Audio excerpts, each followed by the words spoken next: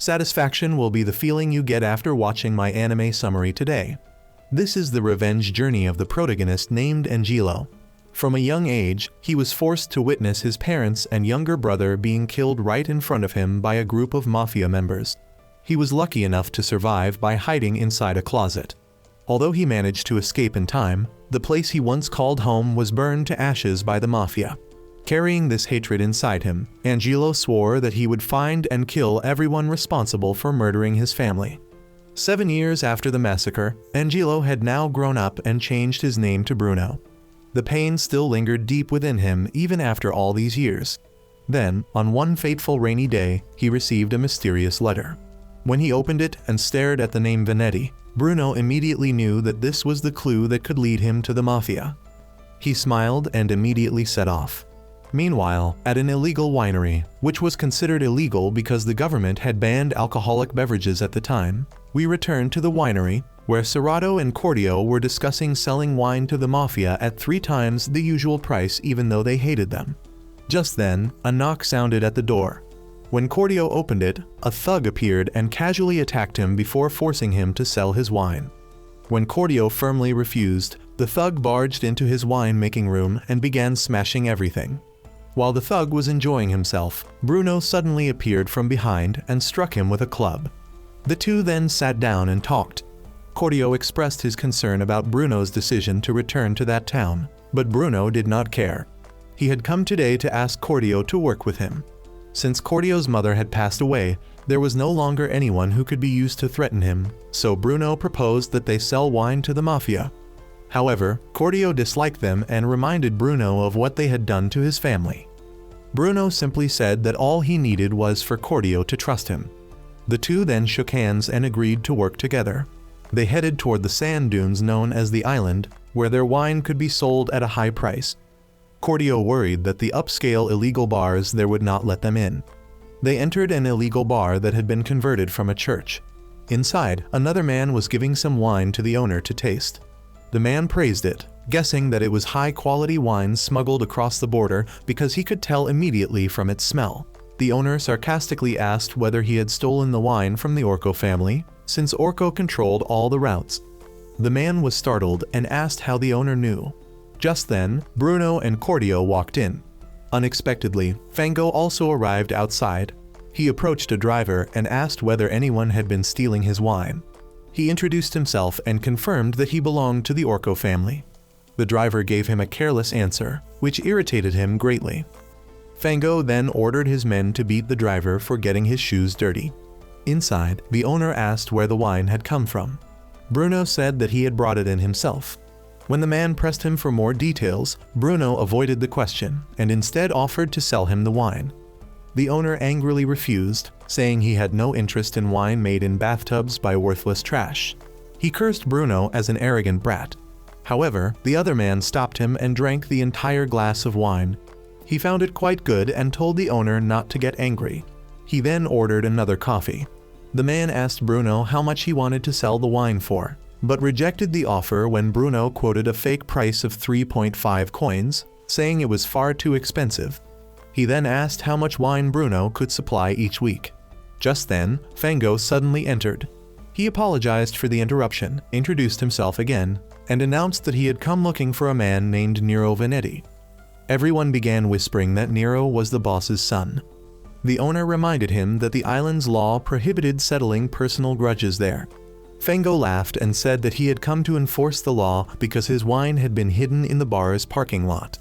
Fango questioned the owner, but the man denied knowing anything. Fango then continued demanding to find Nero. He grabbed Cordio and forced him to claim that he was Nero. Cordio nervously denied it, but Fango did not care and declared that anyone who stole wine deserved to die. Just as Cordio was about to be killed, Bruno spoke up and claimed that he was Nero. As he approached, Bruno quickly snatched Fango's weapon and subdued him. However, one of Fango's men was also holding Cordio hostage. Fango ordered his subordinate to slit Cordio's throat and taunted Bruno, claiming that he did not have the courage to kill him. At that moment, the other man threw an object to distract the subordinate, allowing Cordio to escape. Fango also broke free and ran to retrieve a weapon. Everyone quickly hid behind the metal counter, while the bar owner had already fled. Fango began spraying them with a machine gun, so they quickly threw bottles of wine at him to distract him. During this time, Cordio came up with an idea. He asked Bruno to keep throwing the bottles while he fiddled around and prepared something. When he was finished, Cordio told everyone to get ready to run. He then threw a mixture of paraffin wax and hot water toward Fango. Thinking it was ordinary wine, Fango fired at it, but the mixture caused a huge explosion that burst into flames. Fango screamed from the intense heat, and Bruno's group quickly escaped outside. When they reached the car, another one of Fango's remaining henchmen was waiting for them, but they quickly dealt with him as well. The man complained that it had been a terrible day, but also an enjoyable one. Bruno thanked Cordio and asked him about the paraffin wax. Cordio explained how it could be used to create an explosion. The man then praised the wine Cordio made, saying it would help them make a lot of money. He pointed toward the private theater that the Venetti family was building and excitedly waited for the day when it would be shown to Don. Bruno then asked the man about the whereabouts of someone named Venetti. To his surprise, the man smiled and removed his disguise, revealing that he was Nero Venetti himself. During one of Tronco and Vano's illegal alcohol deliveries, Tronco noticed that it was time for the police to patrol and suggested bribing them with a little money. However, Vano explained that Scusa, the new head of the Federal Alcohol Prohibition Bureau, was never satisfied with just a small amount because he had reportedly received a substantial payment from the Orco family. As the car bounced along the road, Vano complained and said it was because Tronco used to drive a taxi, while the load of alcohol in the back was making the vehicle unbalanced. Innocently, Tronco said that driving a car loaded with alcohol would earn them more money, and once he had saved enough, he would buy a Phantom. Vano laughed and promised that if they delivered alcohol another 100 times, he would personally buy Tronco a car. Tronco happily asked him to keep his promise, and Vano agreed on the condition that the two of them were still alive. Suddenly, another car appeared and began following them. Tronco and Vano had to stop the vehicle, disguise themselves, and hide. When they saw that the mysterious car had left, Vano told Tronco to return to the car. However, it was not Tronco who appeared. One of Fango's henchmen suddenly emerged and attacked Vano. He dodged the attack and hid underneath the car. Suddenly, the same car from earlier returned, and its headlights illuminated the area, making Vano furious because Tronco had been killed. He then had to cling beneath the vehicle in order to escape. The scene then shifted to a party at a mansion. Vano angrily informed Nero that it was time to declare war on the Orco family, while Nero laughed and remarked that hiding underneath a truck had been quite clever. At that moment, Bruno and Cordio arrived carrying illegal wine and said that it was a gift for the party. Bruno remarked that this bottle of illegal wine was nothing compared with the Phantom car that the Galasha family had given them. Nero tasted the wine and praised it, while Vano explained that the groom at the wedding was the nephew of Don Galasha, the man who controlled Chicago. Vano insisted that the Venetti family ruled this town and therefore did not need help from the Galasha family. But Bruno countered that they had already lost some territory in the center to the Orco gang. Then someone came to call Nero because his father was waiting for him. Nero introduced the man as Barbero and introduced both Bruno and Cordio to him. Nero then left. Cordio became worried and reminded Bruno that they had only come here because they needed money. Bruno reassured his friend and told Cordio to simply enjoy the party. In a private room, the boss discussed the progress of the theater's construction with Barbero. Barbero reported that everything was going smoothly and that it was expected to be completed by the end of June. The boss said that Don Galasha would personally attend the opening ceremony. He emphasized that within the next 3 months, all three families, the Venetti, Orco, and Galasha families, would be present at the same place. Nero wondered why they needed to worry about that. So the boss explained that although the Orco gang was currently going beyond the limits, they still had to obey the Galasha family, and the Venetti family did as well. The boss worried that he did not have much time left, but he wanted to leave the family with a solid foundation. That was why he had arranged for his daughter, Fio, to marry Ronaldo, the nephew of Don Galasha. He believed Ronaldo was a good and trustworthy man. However, Barbero then reported one more piece of bad news. The Orco gang had just killed another one of their men. Barbero believed the reason was that they had stolen wine from the Orco gang, and that the route had belonged to the Venetti family until 3 months ago. The boss thoughtfully said that a family that could not protect its territory would have no future. He then invited Nero to smoke a cigar and advised him that smoking a cigar was not about inhaling smoke, but about inhaling time. He told his son to think carefully before deciding his next move, because the more hurriedly one moved, the easier it was to stumble. Meanwhile, at the party, Vano was visibly angry with Ronaldo and swore that if he dared to make Fio cry, he would beat him to a pulp. Barbero tactfully reminded him that Vano was not in a good mood. Just then, Ronaldo was approaching them. Barbero politely congratulated Ronaldo, but Ronaldo arrogantly declared that from now on, he was officially a member of the Venetti family. He asked Barbero where the boss was, and Barbero explained that the boss had asked him to attend in his place. Hearing this, Ronaldo mocked the boss, saying that he was such a coward that he locked himself in his room and did not even dare to attend his own daughter's wedding. Ronaldo boasted that he would solve the problem with the Orco gang on behalf of the Venetti family, and openly looked down on this remote town. When Vano was about to attack him, Barbero stopped him. At that moment, Bruno appeared. He remarked that Ronaldo was like a dog disguised as a lion, trying to look cool but failing miserably. Provoked by the insult, Ronaldo angrily tried to attack Bruno, but Vano rushed in and restrained him. Fio then intervened and scolded both men for always behaving like children. After that, Bruno approached Barbero and introduced a new type of wine. Barbero drank an entire glass and praised its strong flavor. He asked Bruno where the wine had been fermented, and Bruno replied that it was made in his friend's kitchen. Barbero became interested when he saw Cordio's expression and suggested having a private conversation with him. Later, Nero's group sat down together for dinner, while the driver from earlier was still grimacing in pain. Barbero changed the subject to Bruno and praised the young man for being quite interesting. Nero agreed and praised Cordio's skill at making wine, while also suggesting that perhaps they did not need to put pressure on the Orco gang anymore. Vano asked Nero about his plan to take revenge on Fango, but Nero poured cold water on the idea by saying that the Galasha family wanted the Venetti and Orco families to make peace. Vano angrily objected because he wanted revenge for Tronco, even declaring that he would take action himself if necessary. Nero stopped him and explained that even if they could defeat the Orco gang, there was still the Galasha family to deal with. Vano was determined to give it a try and believed that if they had enough money from selling wine, they would have a chance. Seeing how agitated his friend was, Nero finally gave in and agreed to kill Fango, but on the condition that they would not do it themselves. Later, Vano met Bruno and Cordio again. Bruno suddenly volunteered to take on the mission of assassinating Fango. He proposed joining the family if he successfully completed the mission.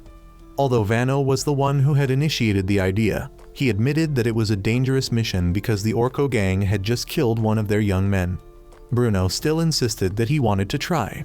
Vano revealed the intelligence that on Wednesday night, Fango would be staying at his mistress Lacrima's house, located opposite the Lawless Chronicle newspaper office. Bruno asked what they should do about the mistress, and Vano coldly replied that they could kill her too if necessary. Vano asked Bruno whether he had ever killed anyone before, and when he received the answer that he had not, Vano told him about his own first experience of killing someone. Vano then left. Cordio was worried and tried to stop Bruno from joining the mafia group. He believed that this world was completely insane. Bruno then pulled out a letter and sarcastically remarked that the people who called themselves his father's closest friends actually wanted to help him take revenge. He thought it was strange because everything had already been handed to him, including the names of the people who had taken away his loved ones. The next day, all three arrived at the location. Vano promised to give Serrato half of the money if they succeeded. Serrato was worried, but Bruno reassured him that everything would be fine. The two then began their operation. Bruno pretended to be drunk and fell asleep in front of Fango's mistress's house. One of Fango's henchmen approached him and ordered Bruno to leave. At that moment, Serrato appeared and immediately lured him with a bottle of fine wine. The henchman was afraid of being discovered, so he suggested going to the car to talk. Taking advantage of this opportunity, Bruno sneaked inside. Meanwhile, inside the room, Fango was indulging in his perverse hobby. Just as Bruno was about to make his move, Fango noticed him and quickly reacted. Bruno ordered the woman to leave, but Fango took her hostage. Bruno drew his gun and threatened him, but Fango became excited instead and challenged Bruno to pull the trigger. Although the woman begged for her life, Bruno still pulled the trigger and wounded her. Taking advantage of Bruno's momentary distraction, Fango escaped. Hearing the gunshot, the henchman also entered the room and saw Bruno, but Vano subdued him. Bruno apologized because Fango had escaped. Vano told him not to worry, as he had already known that Fango would be difficult to deal with. Vano looked at the tied-up henchman and realized that he was the one who had killed Tronco. Bruno realized that if a member of the Venetti family killed a member of the Orco family, it would cause serious trouble. Vano then arranged to meet Bruno at a cemetery in the old village to deal with Fango's henchmen. At the cemetery, Vano was reciting a prayer of repentance to God. He stood before Tronco's grave, remembered the happy memories he had shared with his comrade, and burst into tears. Vano ordered the man to begin praying. Trembling, the man begged for his life and promised that he would never kill anyone again and would cut all ties with Orco and Fango. He tried to persuade Vano not to kill him in front of Tronco's grave because it would stain the grave with blood. Vano coldly asked whether he was not going to pray, but the man continued begging for his life. Without showing the slightest mercy, Vano coldly pulled the trigger and killed him. Suddenly, Bruno appeared and shot Vano. While Vano was unable to understand what was happening, Bruno coldly reminded him of the events that had taken place on the night of the massacre years ago. The people who had killed his family were Vincent Venetti, his son Nero, and Vano Clement himself. Vano was horrified and asked who Bruno was. Bruno boldly revealed his real name, Angelo, the son of Testa Lagusa, the man they had murdered. After saying this, Bruno coldly pulled the trigger and killed Vano Clement. After hearing the news, Nero became furious, while Barbero tried to calm the tense atmosphere. Bruno fabricated a story, claiming that Fango's henchman had stolen Vano's gun and that he had shot him, but he had been too late. Nero suspiciously asked why Bruno had not simply tied the man's hands. Bruno continued making excuses, saying that the henchman had asked to pray, so Vano had untied him.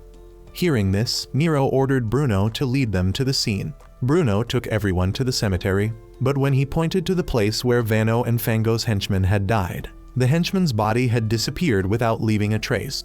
Cordio suddenly woke up from a nightmare, and Bruno happened to return at the same time. He asked Cordio if he had been there all night. Cordio said that he had intended to stay awake and wait for him to return, but he had accidentally fallen asleep. Cordio asked about the assassination of Fango, but Bruno admitted that he had completely botched the mission. Angelo then mentioned Vano. Bruno asked whether Cordio had hidden Fango's henchman's body, but Cordio quickly denied it and insisted that if he had done so, he would have already run far away by now. Returning to the earlier events, Nero angrily ordered Angelo to bring him Fango's henchman's body. Otherwise, the consequences would be very serious. Nero continued threatening him, saying that if the body could not be found, he would blame Bruno for killing Vano. Meanwhile, at an underground bar, Serrato was busy with his work when Cordio suddenly stormed in. Cordio pressed Serrato about where he had been the previous night and learned that he had also been near Fango's apartment. Cordio revealed that Vano of the Venetti family had been killed the previous night and suspected that Serrato was the culprit. Serrato panicked and denied it. Bruno had been ordered by Nero to find and kill Serrato. Cordio advised Serrato to flee because the situation was extremely dangerous. Serrato was also confused and frightened, and promised to tell Cordio everything, hoping that he would help him. He swore that he had not killed anyone. Elsewhere, Don Orco was enjoying a plate of lasagna, but complained that it did not contain enough butter. The trembling chef explained that the previous time, Don Orco had complained that there was too much butter, so this time he had reduced the amount. Despite the explanation, Don insisted that lasagna needed harmony, not simple addition and subtraction. He called the dish pig slop and bluntly fired the chef, even though the man begged for another chance to correct his mistake. At that moment, Fango appeared at the dinner table with his legs covered in scratches. He said that someone had tried to assassinate him the previous night and suspected that it was someone from the Venetti family because the Orco gang was taking over many of their territories. Fango suggested throwing explosives into Venetti territory as revenge, but Don demanded evidence first. He reminded Fango that the Galicia family wanted the Venetti and Orco families to reconcile, and he did not want to start a war over a few scratches. Fango angrily argued back and asked about the whereabouts of his missing henchman, but no one knew where he was. He even called his boss a fat pig before walking away. Don's men wanted to chase after him and settle the matter, but Don stopped them because he believed that someone as boastful as Fango would inevitably make enemies for himself. Back at the bar, Serrato told Cordio about what had happened at Fango's apartment that night. He said that he had gone there with Bruno and Vano, but they had only invited Fango's henchmen to have a drink before leaving. However, out of curiosity, Serrato had secretly returned and followed the two men to the cemetery. There, he heard gunshots and then went inside, where he witnessed Vano and Fango's henchmen. Serrato firmly insisted that Fango's henchman was still alive when Vano took him out of the apartment. Cordio became worried because if Fango's henchman's body was missing, it seemed that Bruno had killed Vano and helped Fango's henchman escape. Realizing how bad the situation was, Serrato panicked and tried to run away, but Bruno suddenly appeared and blocked his path. He coldly asked Serrato about the body. Trembling, Serrato confessed that he had sold the body to Scusa, the head of the Federal Alcohol Prohibition Bureau. Bruno ordered Serrato to lead him to where the body was hidden and threatened to kill him if it could not be found. Cordio warned that if the truth about selling Fango's henchman's body was exposed, it would cause a great deal of trouble. Meanwhile, Nero's group was also keeping an eye on their target. At the Venetti mansion, Scusa calmly admitted that he was holding the body and proposed a deal. Nero's younger brother agreed to negotiate because if the truth came out, it would cause a war with the Orco gang, and the Galicia family would not let them get away with it. CR7 agreed to buy the body back and demanded that Scusa bring the body first before they negotiated. Meanwhile, Fango wanted to go straight to the Venetti mansion and demand to know whether his henchman was still alive or already dead.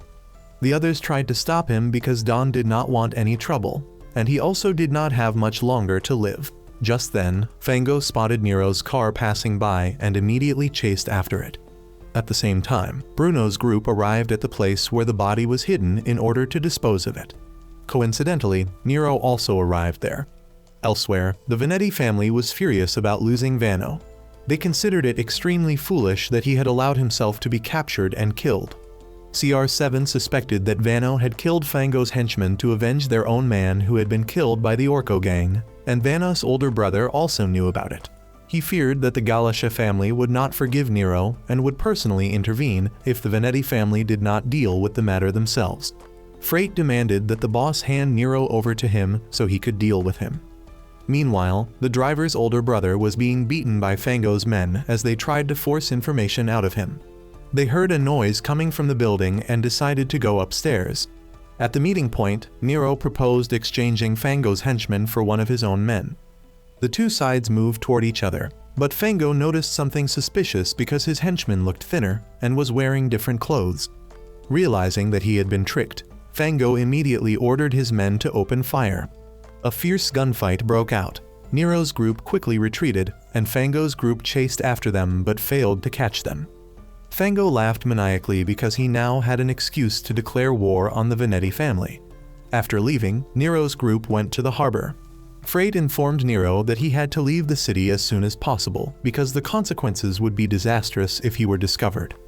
Nero asked whether there was any better solution, but Freight replied that the fact that Nero was still alive was already enough. Barbero offered to go with him, but Nero refused and told Freight to stay behind with Barbero and take care of the illegal wine business. Bruno volunteered to go with Nero because he also did not want to encounter Fango again. Although he was somewhat suspicious, Nero agreed. Before leaving, Nero reminded them about the location of Vano's funeral at Riverside Cemetery. Not long afterward, at Riverside Cemetery, Nero and Bruno could only stand and watch from a distance. Meanwhile, someone was preparing to kill Nero over the phone on the orders of the Galicia family and create a fake scene so that he could disappear from the town. In the past, Vano confided in Nero about Fio's decision to marry into the Galicia family.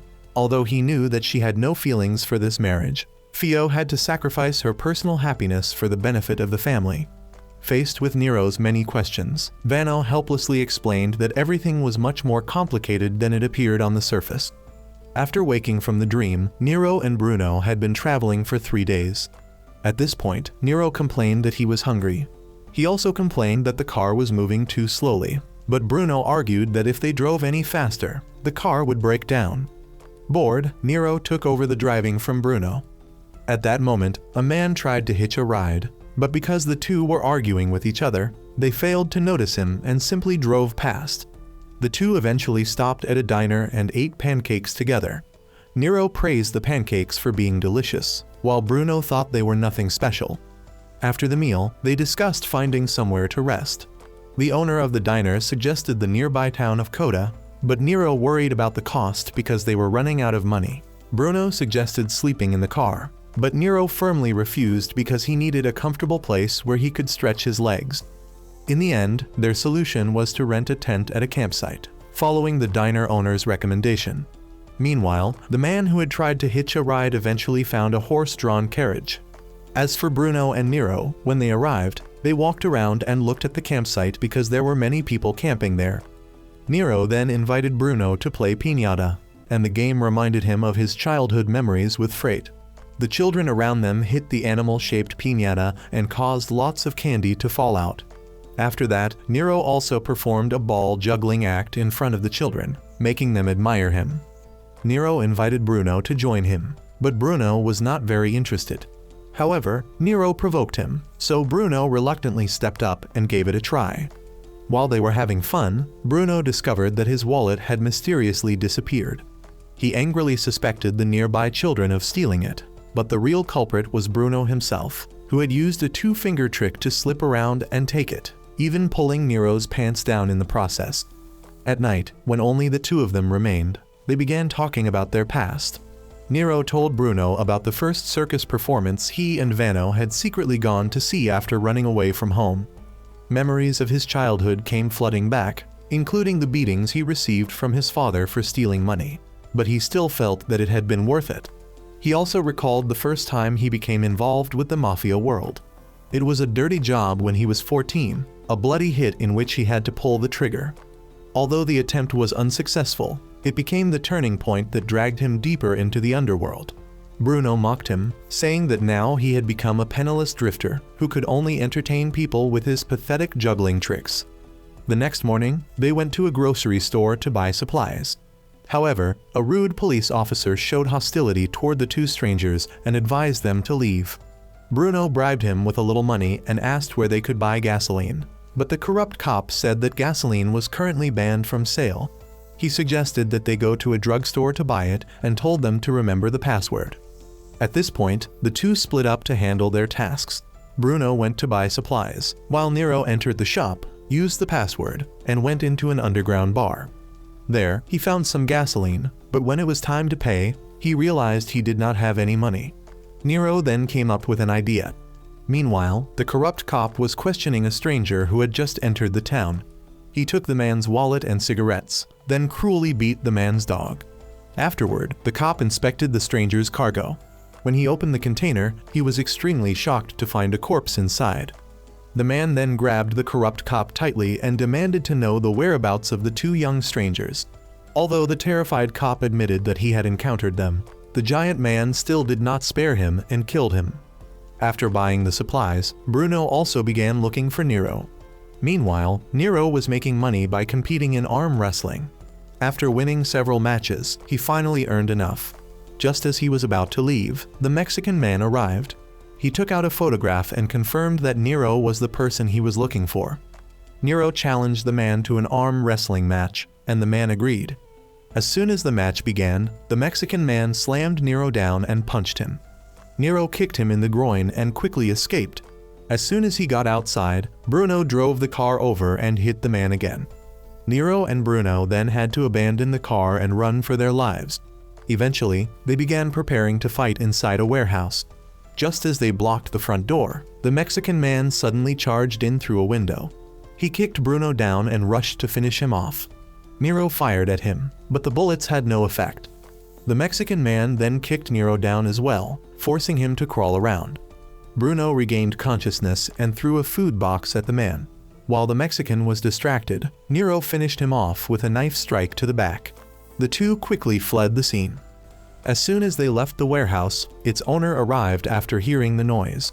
He opened fire, causing both of them to drop to the ground. and he ended up shooting the Mexican man dead. Nero thanked him and quickly left. The two continued on their journey in a horse-drawn carriage.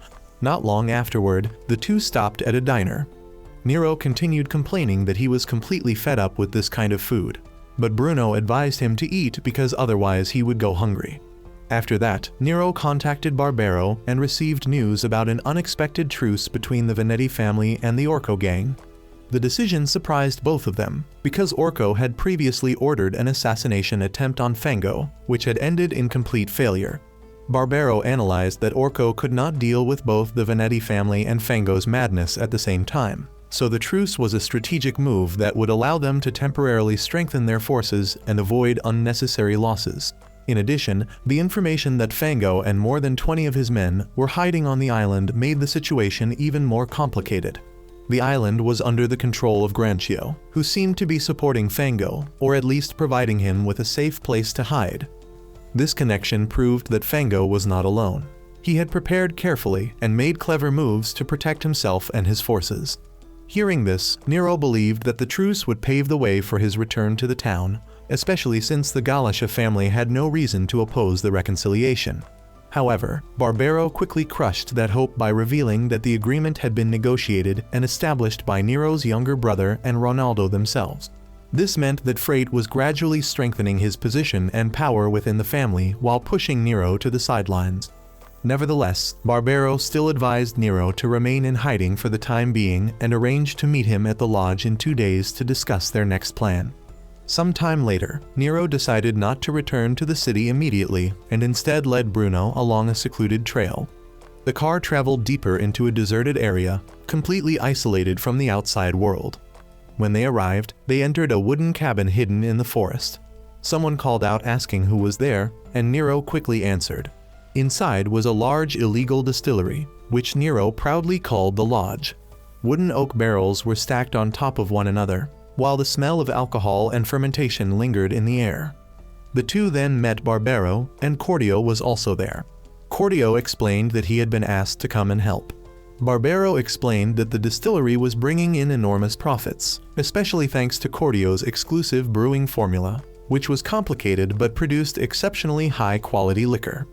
This liquor was even more expensive than smuggled alcohol imported from Canada. When asked about what had happened, Nero casually recounted his confrontation with the Mexican man, while also taking the opportunity to mock Bruno for his terrible driving skills, which had put them both in danger. The two exchanged insults back and forth. Later, when only the two of them remained, Cordio asked Bruno when he was going to kill Nero.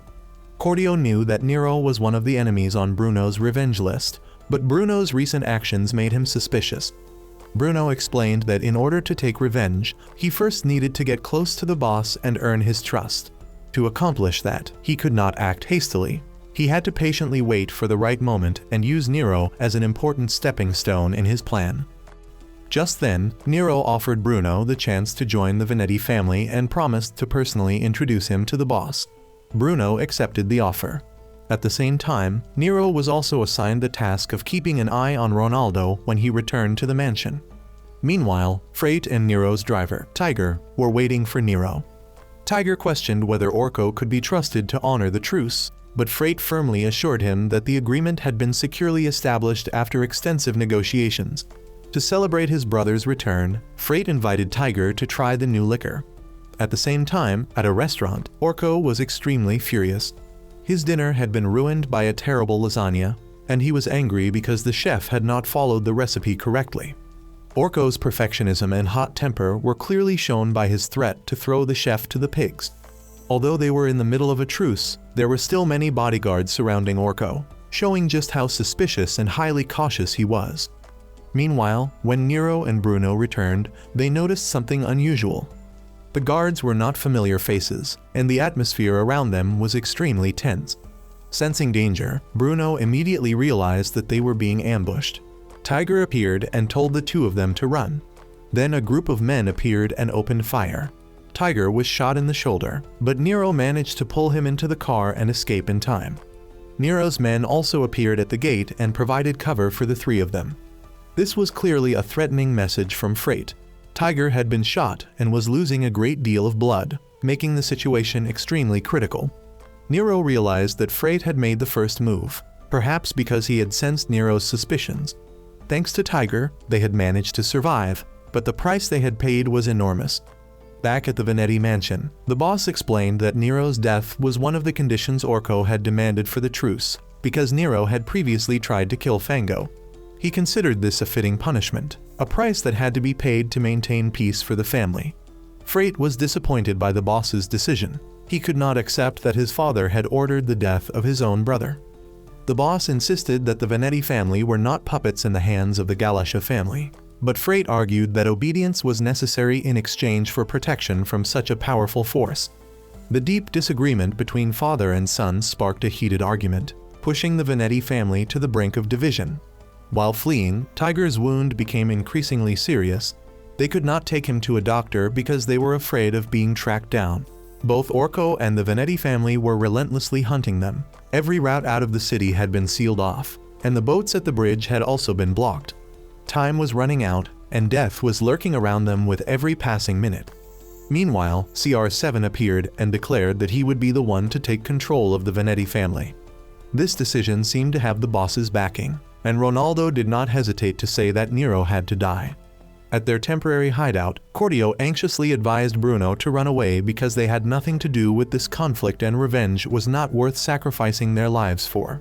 However, Bruno refused. To him, revenge was the only reason he had to keep living.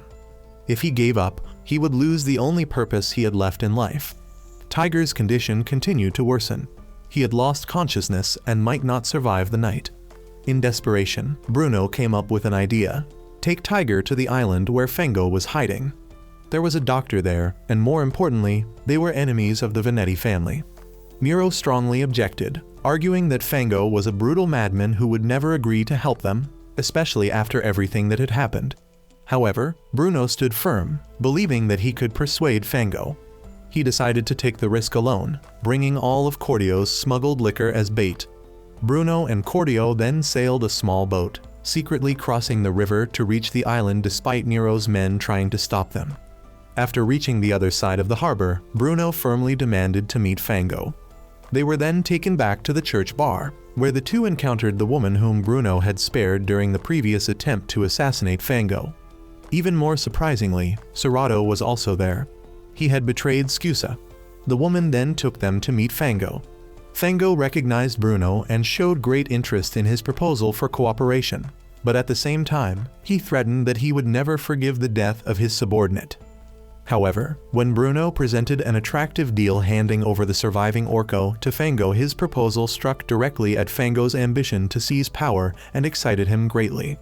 Fango agreed to help, but on the condition that Bruno would remain as a hostage. A letter was then sent to Nero. Although Nero did not want to work with Fango, given Tiger's desperate condition, he was forced to make a difficult decision. In the room on the island, Fango sat relaxing, acting arrogant and taking pleasure in the power he currently possessed. When he heard that Nero's group had arrived, he sneered and confirmed that they would help him eliminate Orko, the thorn in his side for so long.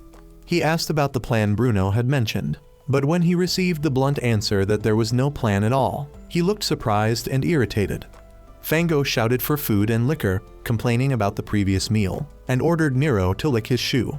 However, Nero remained calm and patient for the sake of his greater objective. Meanwhile, at the restaurant, Orko was enjoying his favorite lasagna. He complained about the quality of the food and threatened the chef. CR7 and Nero's younger brother reported that Nero had escaped and expressed their desire to maintain a good relationship with the Orko gang, but Nero was the biggest obstacle. Orko mentioned Nero's famous Lawless Heaven liquor. He wanted to take both the recipe and the distillery for himself. He even invoked the Galasha family's name to pressure Nero's group into obeying him. When Fango, the rebellious man causing trouble, was mentioned, Orko showed contempt and considered him nothing to worry about. The next morning on the island, Nero's group discussed their plan to eliminate Don Orko. Although Tiger was seriously injured, he had passed the critical stage. Nero was worried because they had no specific plan, but Bruno confidently declared that he already had a perfect plan. He asked Volpe to catch him a chicken, then Bruno and Nero went to Ottimo Orko, the restaurant frequently visited by Orko. Despite being thoroughly searched, they were allowed inside thanks to Bruno's composure. When they met Orko, Nero acted remorseful and apologized for causing trouble. However, Orko refused to accept his apology and brought up their old grudge. Nero continued trying to persuade him and wanted to settle everything peacefully. Orko offered Nero a glass of aged whiskey, but Nero secretly switched his glass with Orko's. The three of them drank and praised its flavor. Nero then introduced his newly brewed Lawless Heaven liquor, which had been aged for less than a month. Its excellent taste astonished Orko. Nero proposed exchanging the liquor recipe for a safe place to hide, and Orko agreed. They then went to an old coal mine, with Nero entering first to prove that the place was safe. While waiting, Bruno also learned that Orko was the one who had sent him the letter. Bruno finally revealed that his real name was Angelo Lagusa, and that his father was Testa Lagusa. Hearing this, Orko realized who he was and confirmed that Vincent Vanetti had killed his father and that Nero had also been there. After that, everyone went inside the distillery. Nero invited the boss to drink, but Orko suspected that something was wrong. He then ordered his men to shoot the liquor barrels. With nowhere left to run, Nero's men emerged and attacked. However, in the middle of the shootout, Bruno suddenly pointed his gun at Nero and fired. Nero collapsed, and the battle came to an end. Because of this, Bruno had gained Orko's trust. Orko was delighted to have such a powerful ally, and then ordered his men to open the liquor and drink. However, after taking just one sip, Orko and his men immediately became dizzy. Bruno smiled and revealed that everything had been an act staged by him and Nero to deceive Orko. Both Orko and his men were stunned, realizing that they had been tricked, and they collapsed in anger. When Orko regained consciousness, he found himself tied up, and Fango appeared with a crazed smile. He revealed that everything had been part of his plan, and that he had used Bruno and Nero to eliminate Orko. Fango took pleasure in Orko's helplessness and declared that he would take everything from him, from his family to the Ottimo Orko restaurant. Meanwhile, Bruno thought about the letter and the mysteries surrounding his father's death. He realized that there might have been a fourth person who had witnessed the incident and sent the letter to him. Fango then held a huge party at the Ottimo Fango restaurant to celebrate his rise to power. He invited all the key members of the Orko family to attend. During the party, Fango announced that he had renamed the restaurant and served lasagna, the dish Orko loved most. However, after tasting it, some people noticed that the flavor was strange. One of Orko's most loyal men became suspicious, but Fango burst into laughter and revealed the truth. The lasagna was made from Orko's flesh. The entire hall descended into chaos and horror. Meanwhile, Nero's group was also holding a celebration. Nero understood that this was the price they had to pay for survival.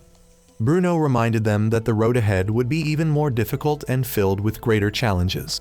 Then Fango was enjoying his lasagna and revealed the secret to squeezing lemons without making them bitter.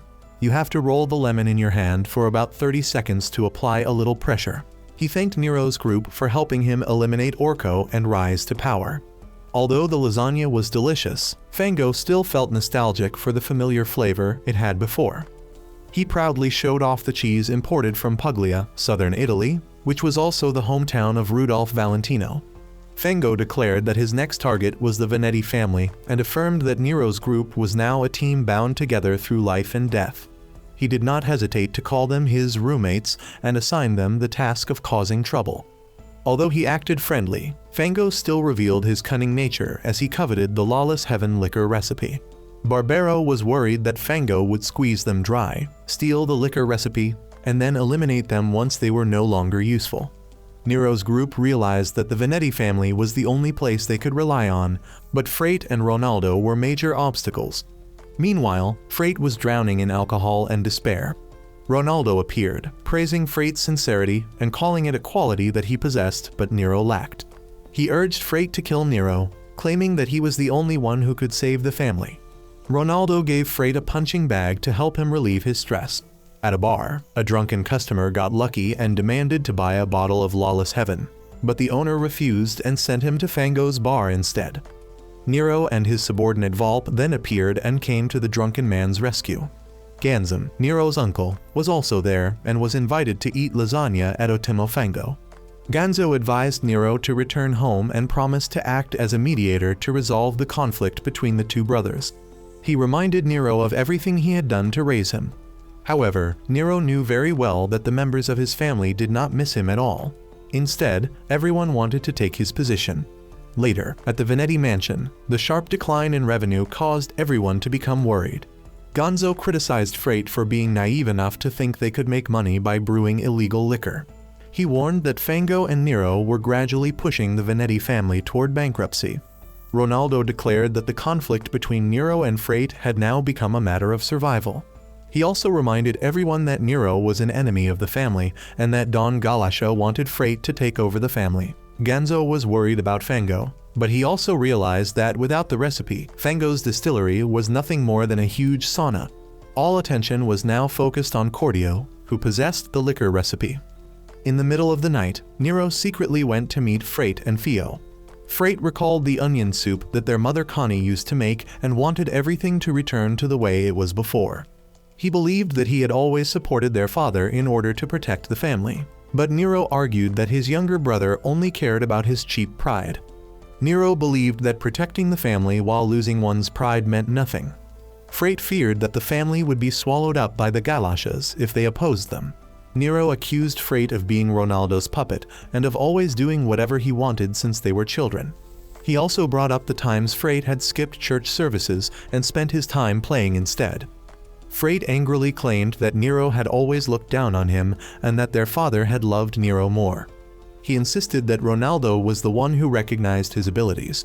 Nero argued that power was not something for others to recognize, but something one had to prove for oneself.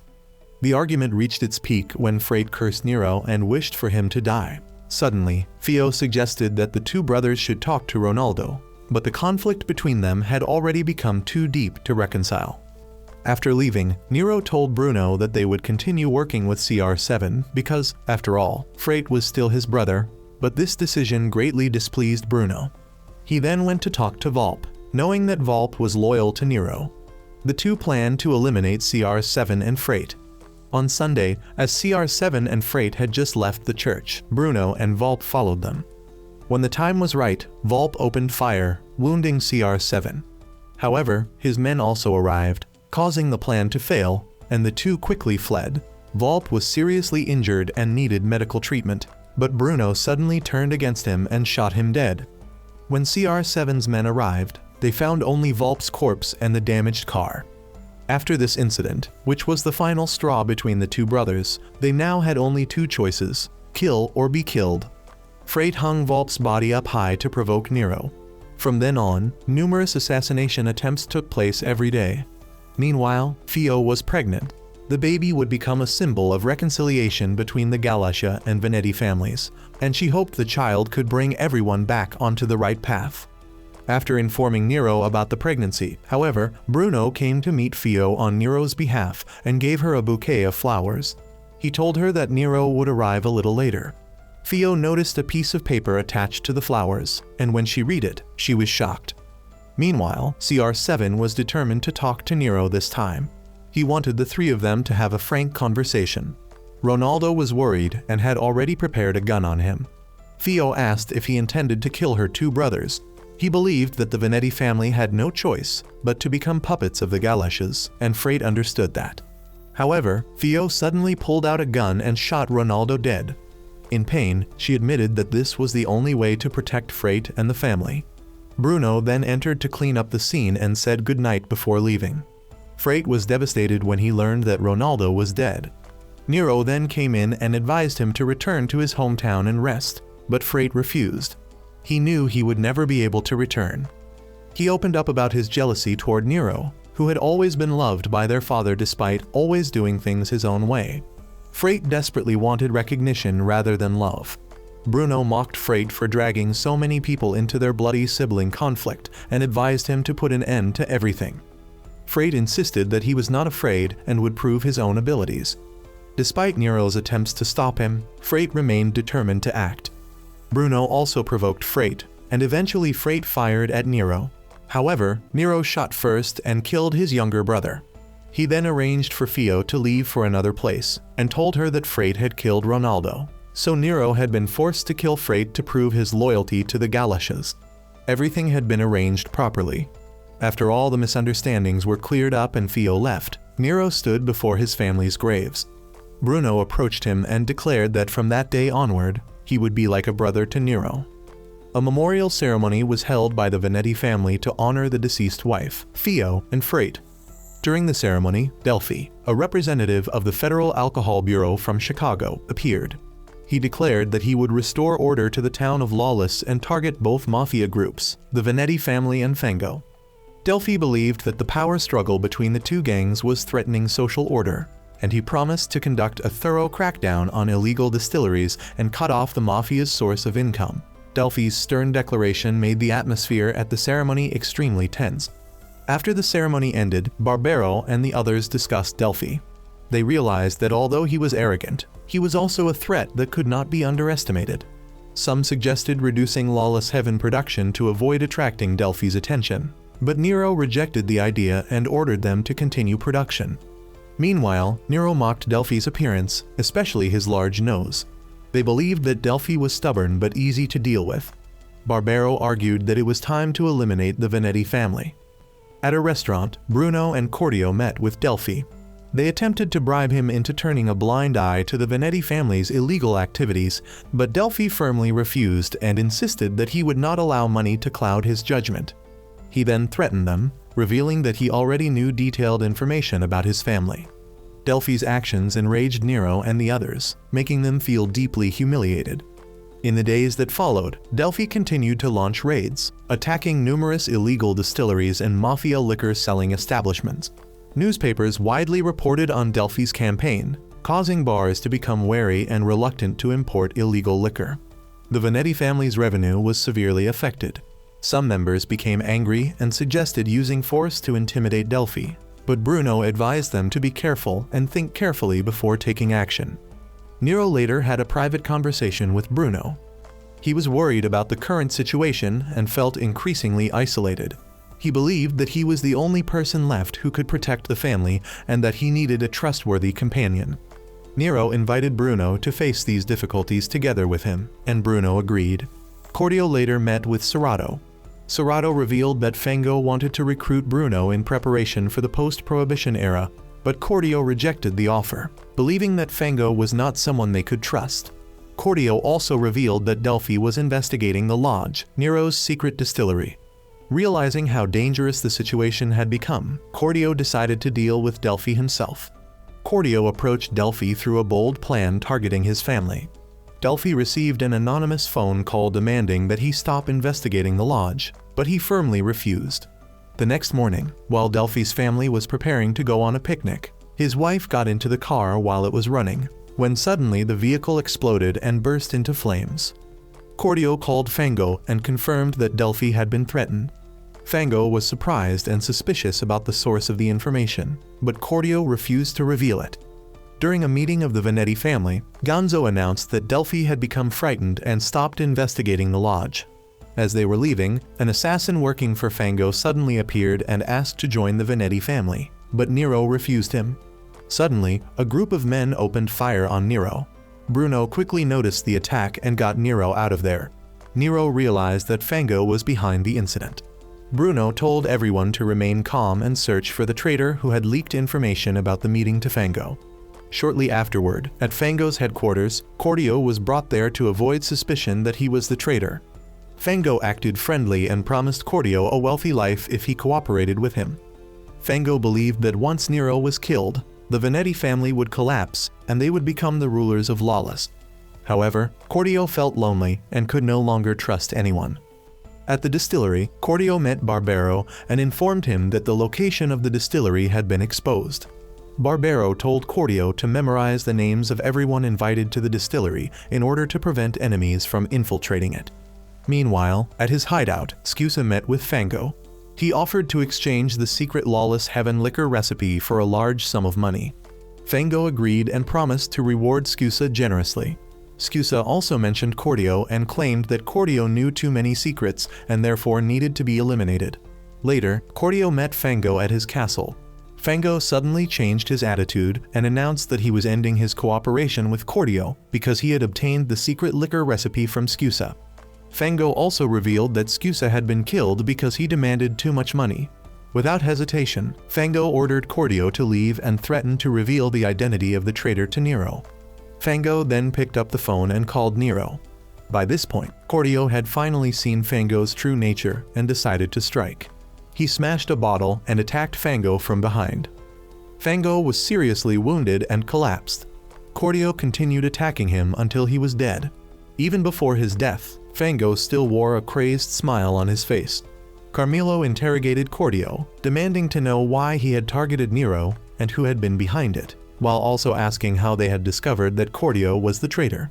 Carmelo then explained the whole situation to his associates.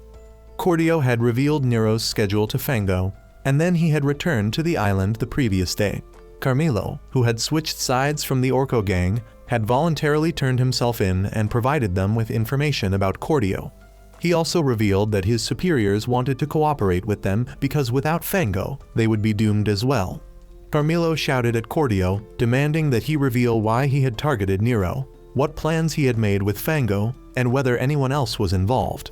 Cordio remained silent and endured the beating. Outside the interrogation room, some people suggested that there was no other choice but to eliminate Cordio. Barbero then approached Nero and told him about the meeting with Fango's executives scheduled for the following morning. Barbero asked to speak privately with Nero about Cordio. After Bruno left, someone quietly thought that it was hard to believe Fango had ended up like this. Another person comforted Bruno, saying that it must also be difficult for him to witness his longtime friend Cordio being captured and tortured. He added that Cordio still had not revealed anything, and if this continued, Gonzo might lose his temper and kill Cordio himself. Bruno then went to find Serrato. Serrato had been informed that Cordio had been captured, so Bruno asked what had happened and why Cordio had killed Fango. Serrato explained that Fango had betrayed Cordio after obtaining the liquor recipe from Scusa. Bruno was shocked by this information and reminded himself that Cordio had hated the Mafia since he was a child. Serrato wondered why Cordio would want to kill Nero so badly that he would cooperate with Fango. Serrato's words brought back Cordio's earlier accusation in Bruno's mind. "You're the one who dragged me into this." At the place where Cordio was being held, he suddenly caught one of the guards off guard and attacked him. The other guards heard the noise and rushed in, only to discover that Cordio had escaped through a rear window. They immediately reported the escape to Gonzo. Gonzo ordered his men to block every route and make sure Cordio did not get away. Just then, Bruno arrived and asked what had happened. Gonzo angrily cursed Cordio and ordered all roads leading out of the city to be sealed off. Nero discussed Bruno's situation with Barbero. Nero believed that Bruno had previously covered for Cordio because the two had been friends since childhood. However, Barbero remained suspicious and suggested that Bruno might be an accomplice. Nero dismissed the idea, saying that Barbero was being too suspicious and that their top priority was finding Cordio. Barbero agreed and promised to report back if he discovered anything. Cordio then called Bruno. He apologized and said that they were about to kill him. Cordio warned Bruno that unless he killed Nero, Cordio himself would die. He promised to call Bruno again at the same time the following day, and if Nero was still alive, they would kill him. Bruno asked Cordio who he was with and who had sent the letter to him, but before Cordio could answer, the call was disconnected. Bruno recalled fragments of memories from that fateful night, when 4 men had broken into his home, along with a mysterious 5th person. Nero was practicing throwing knives when Bruno entered. Nero told him that a meeting between the family's senior officials would take place that day to discuss the family's future following Fango's death. He invited Bruno to come with him, and Bruno agreed. Gonzo entered, and Nero asked about his injuries. Gonzo said they were nothing serious, but they still had not found Cordio. He believed it was only a matter of time before they found him. At the family meeting, the boss promoted Barbero to executive director and introduced Bruno as a promising new member. The boss expressed his trust in Nero and hoped that he would protect the family. He also admitted his mistakes in the past and believed that Nero had done the right thing by killing Freight to protect the family. He officially handed over his position as boss to Nero. As the new leader, Nero presented his plan to turn the island into the main distribution channel, continue rebuilding and expanding the distillery, and move toward mass production. He also proposed selling Lawless Heaven in Chicago, even though this could cause conflict with the Galasha family. To appease the Galashas, Nero wanted to send Don Galasha some liquor before the opening of the theater. Bruno was chosen as the representative to carry out this mission instead of Barbero, as originally planned. Don Venetti was pleased and excited about the plans for the future. One of the family members congratulated Nero and expressed confidence in his leadership abilities. Bruno asked Nero about Del Toro, the man who was always standing beside Don Venetti. Nero explained that Del Toro had fought in Europe and was a loyal servant of Don Venetti. He also revealed that Del Toro had been imprisoned for a family mission 7 years earlier. Bruno asked whether Nero's first job had been working with Del Toro, but Nero denied it and explained that Del Toro had already been sent to prison by then. Bruno asked permission to use the restroom. As he walked away, his mind was filled with thoughts about Cordio's phone call and the deadline of the following day. At a bar, the driver told Bruno that Gonzo greatly valued him and had actively recommended him for important missions. He found it surprising that Gonzo, who was usually very old-fashioned, would favor someone as new as Bruno. His words made Bruno think. The driver congratulated Bruno on gaining the boss's recognition and then left because he was drunk. Nero later opened up to Bruno about his first job 7 years earlier. He confessed that he had never actually shot anyone. He had only stood there watching because he was too afraid. Feeling that his father looked down on him drove him to throw himself into his work and become a ruthless killer. Nero also mentioned freight and said that, in the end, nothing had really changed. Bruno asked Nero whether he could now kill the child who had escaped 7 years ago. In an empty room, Bruno suddenly entered and pointed a gun at Gonzo. Gonzo slowly admitted that he was the one who had sent the letter. A police officer holding a loudspeaker ordered the people at the dock to leave immediately. At the dock, the driver saw Bruno off as he departed. He expressed regret that he could not go with him and believed that if Bruno could sell Lawless Heaven in Chicago, he would make a large amount of money. Bruno then found Cordio on the ship. 1 week earlier, Gonzo had unexpectedly confessed that he was the one who had sent the letter to Bruno and that he knew Bruno was actually Angelo. Gonzo explained that Vincent, Nero's father, had always feared Angelo's revenge, so he had ordered Gonzo to find and eliminate him. However, Gonzo had kept it a secret and never reported Angelo's whereabouts to Vincent. He praised Bruno's acts of revenge, especially the way Bruno had killed Vanno. Bruno asked why Gonzo wanted to destroy the Venetti family. Gonzo revealed that he wanted to seize all their wealth, fine liquor, beautiful women, and even the entire town of Lawless. Although Bruno said that he could kill Nero at any time, Gonzo explained that Vincent would not be easy to eliminate and that he needed Bruno's help. In return, Bruno also needed Gonzo to complete his revenge plan. Bruno agreed on the condition that Gonzo protect Cordio. Gonzo threatened that if Bruno refused, he would send the letter and reveal the sender's real name to Nero. Cordio was hiding in a slum in Chicago, and he became frightened whenever he heard someone knocking on the door. The next day, Bruno came to see Cordio at the shabby apartment. Cordio was surprised and asked why Bruno was there. He complained that he had not paid the rent and that the landlord kept demanding the money. Bruno took out a stack of cash and paid the landlord. The landlord was surprised by the large amount of money, but Bruno explained that it was advance payment for the following months. Bruno told Cordio that he would stay there for 1 night. That evening, Bruno lit a candle and recalled his sad memories of the apartment. He had once lived there like an empty shell until he received Gonzo's letter. The next morning, the two went to a supermarket to buy supplies. Bruno invited Cordio to visit his favorite places in Chicago, but Cordio took Bruno to a dark and impoverished slum instead. Bruno, however, seemed to enjoy it. Cordio asked Bruno about his plan, and Bruno promised that he would return to pick Cordio up after finishing everything in Lawless. The two said goodbye, and Cordio stood watching as Bruno drove away. Back in Lawless, preparations for the theater were progressing according to schedule. The orchestra was also rehearsing, and everything was ready for the opening day. Nero happily talked with his father about the future of the family and expressed his desire to reconcile with the Galasha family. Nero mentioned Bruno's trip to Chicago and asked about the quality of the liquor there. Bruno believed that the liquor in Chicago was inferior and could not compare with Lawless Heaven. Nero was pleased and believed that Don Galasha would agree with this opinion as well. The two then went to the theater, where Nero introduced Bruno to Del Toro, one of Vincent Vanetti's close associates who had fought in the war and had once spent 5 years in prison. Bruno asked Nero about his first job, and Nero explained that Del Toro was supposed to have taken part in it but had been imprisoned at the time. Ganzo praised Bruno for doing a good job in Chicago. One of Nero's trusted men became jealous of Bruno and believed that Bruno was taking advantage of Nero's trust. Nero then opened up to Bruno about his first job 7 years earlier. Nero said that he had been very afraid at the time and felt that his father looked down on him. Bruno asked Nero how he felt now and whether he could kill the child who had escaped 7 years ago. Nero fell silent and did not answer. At that moment, Barbero happened to discover that Bruno had bribed the boatman at the dock to help Cordio escape. He became furious and confronted Bruno. He suspected that Bruno and Cordio were involved in the deaths of Vano and Fango. Just then, Cordio appeared. Earlier, Cordio had received a mysterious phone call from someone claiming to be Angelo Lagusa, who threatened that if Cordio did not return to Lawless, Bruno would be in danger. Frightened, Cordio decided to return to Lawless.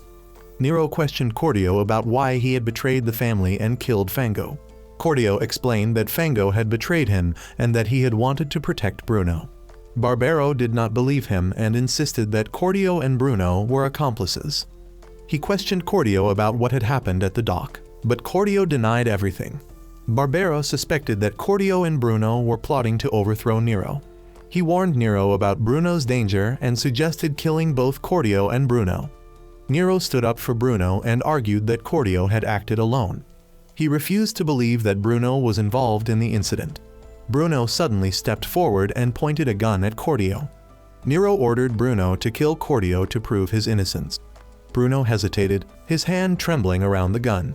Cordio told Bruno to kill him in order to protect himself and complete his revenge. He smiled and said that they would always be brothers.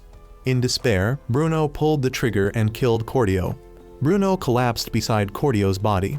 Cordio's death cut deeply into Bruno's heart. He realized that he had lost his best friend and the only family he had left in the world. Nero asked Bruno about the Galicia family's reaction to the whiskey they had been given.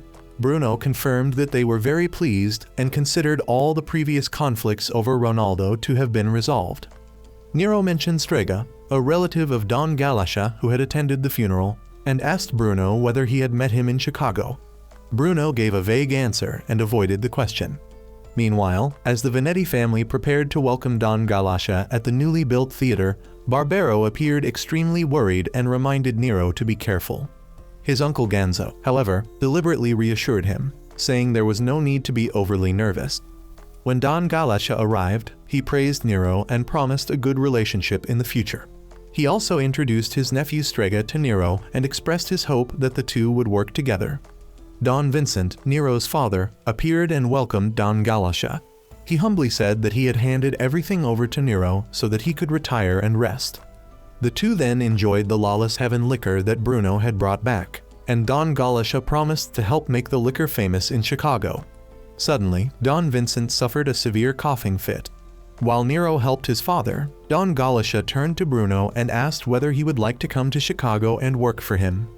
Although Bruno refused because he did not want to leave Lawless, Don Galicia warned him that Nero was still too inexperienced and would eventually fail, advising Bruno to think further ahead. In a private room, Ganzo met with Bruno and explained the plan to assassinate Don Vincent.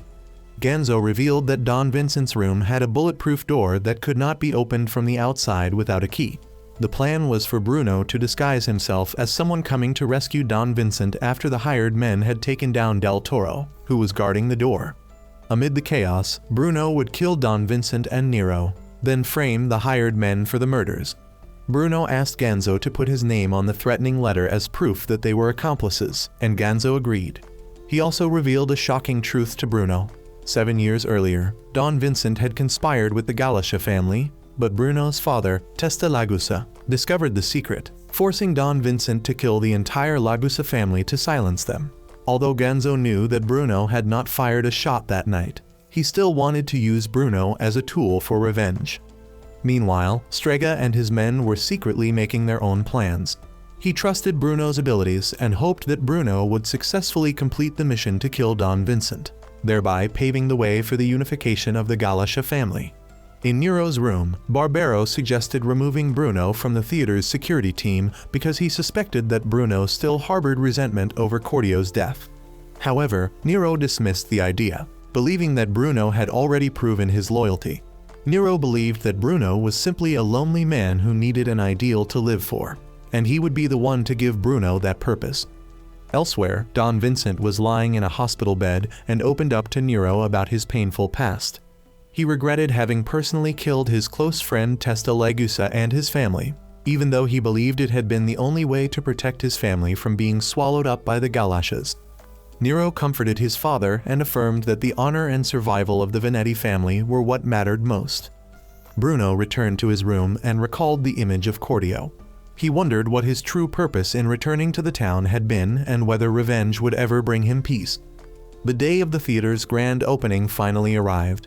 Everyone was excited and looking forward to the event. The town mayor gave the opening speech and praised Don Vincent. While everyone was enjoying the play, Bruno and another guard were assigned to watch the hallway. Taking advantage of the other guard going outside to smoke, Bruno slipped away. When the guard returned, Del Toro discovered him. The two then worked together to attack Del Toro, but he fought back and killed the other guard. Just then, Bruno arrived and finished Del Toro off. Unfortunately, Barbero discovered Bruno's true identity.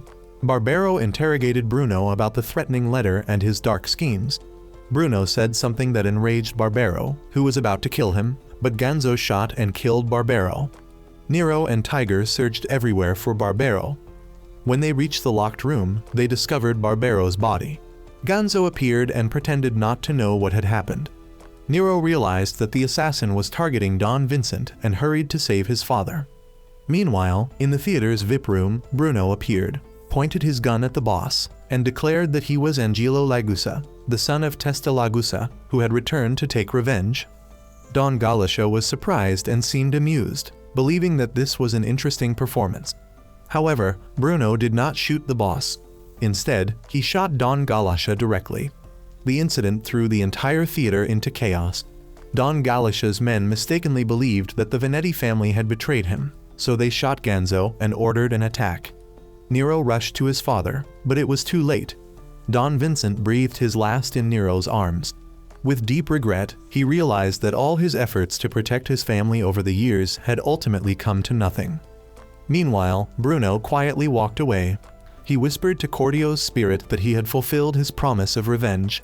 However, there was no joy or relief on his face, only an overwhelming sense of emptiness and loneliness. At that moment, a shadowy figure appeared. Not long after, everything descended into complete chaos.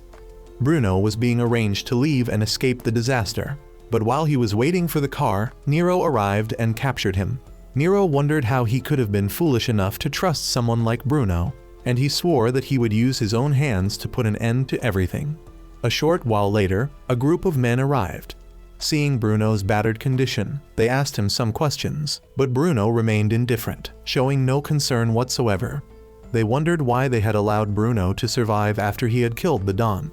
Noticing his uncooperative attitude, they mentioned Florida, painting a picture of a paradise where he could start over, but Bruno merely mocked the idea, saying that it was ridiculous and unrealistic. They could only sigh and predict that the Venetti family had probably reached its end, and that this was the perfect time for Don Strega to take power. Then Nero arrived. The scene shifted to a ruined building, where loudspeakers echoed through the area, ordering those barricaded inside to lay down their weapons and surrender. They were promised safety if they cooperated.